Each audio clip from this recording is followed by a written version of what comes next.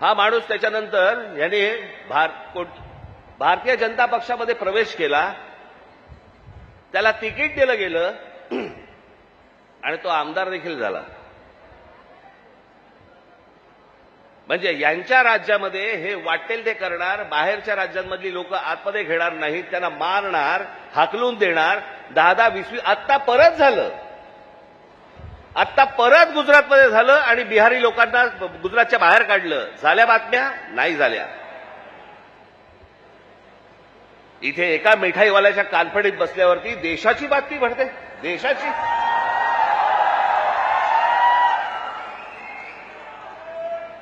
देशामध्ये चित्र असं रंगवलं जातं की बघा मुंबईमध्ये, महाराष्ट्रामध्ये अमराठी लोकांना कसे मारतायत.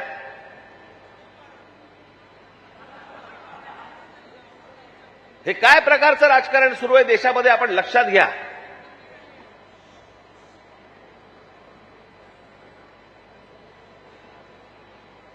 कसली कोणती हिंदी घेऊन बसलो आपण, ज्याला साधा 200 वर्षाचा इतिहास आहे. 200 वर्ष. मराठी भाषेला 2,500 ते 3,000 वर्षांचा इतिहास आहे.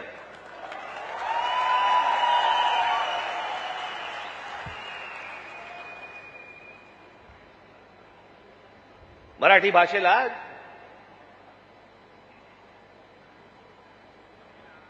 अभिजात भाषेचा दर्जा मिळाला.